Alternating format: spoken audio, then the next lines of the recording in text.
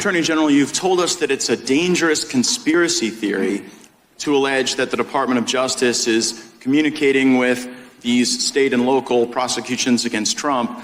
You can clear it all up for us right now. Will the Department of Justice provide to the committee all documents, all correspondence between the department and Alvin Bragg's office and Fonnie Willis's office and Letitia James's office?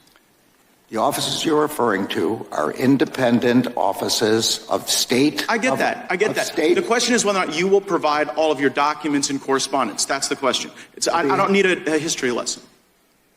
Well, I'm going to say again, we do not control those offices. They make their own decisions. The question is whether you communicate with them, not whether you control them. Do you communicate with them, and will you provide those communications? You make a request. We'll refer it to our Office of Legislative Affairs. But see, here's the thing. You come in here and you lodge this attack that it's a conspiracy theory, that there is coordinated lawfare against Trump. And then when we say, fine, just give us the documents, give us the correspondence, and then if it's a conspiracy theory, that will be evident. But when you say, well, we'll take your request, and then we'll sort of work it through the DOJ's accommodation process, then you're actually advancing the very dangerous conspiracy theory that you're concerned about. Now, you were a judge, once nominated the highest court in our country.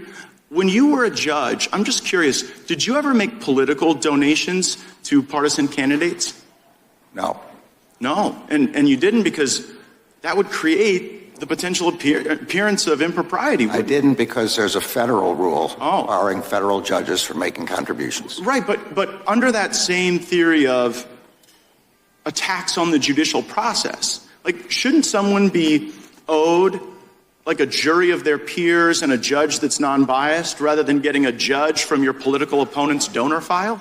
I'm well aware that you're not asking a hypothetical. You're asking me to comment on a jury verdict in another jurisdiction which has to be respected. I won't comment on it. That case is still ongoing. The defendant Mr. Attorney General, I hadn't asked you about the verdict yet. We were getting there. I was talking about the judge. And so let me ask you this question about your time as a judge.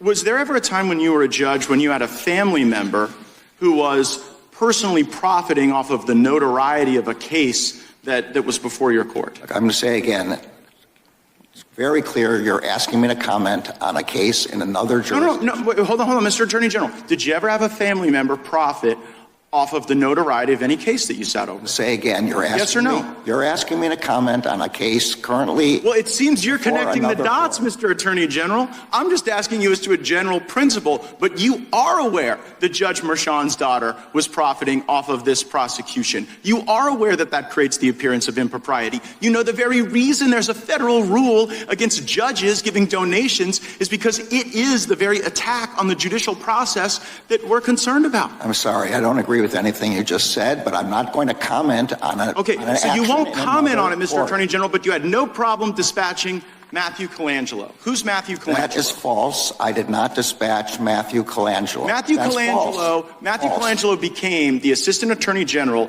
at the very beginning of the Biden administration.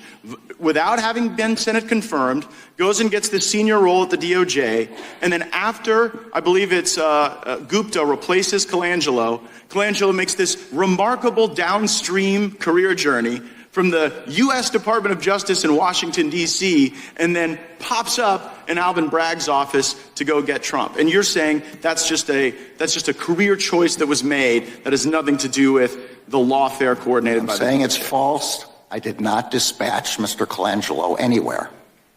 Well, do you know how he ended up there? I assume he applied for a job there and got the job. But see, you know what? I can tell you I had nothing to do with it. Well, you might not have had anything to do with it, but we've got this contemporaneous evidence in Mr. Pomerantz's book. So Pomerantz writes this book, which I'm sure you're aware of, where he says, we put together the legal eagles to get Trump. We got all these folks together and we assembled them for that purpose. And so when we on the Judiciary Committee think about attacks on the judicial process, our concern is that the facts and the law aren't being followed. A target is acquired, here, Trump, and then you assemble the legal talent from DOJ, Mr. Pomerantz, and you bring everybody in to get him. And meanwhile, the judge is making money on it. The judge is making money on it, or the judge's family is making money on it for stuff that you yourself wouldn't do.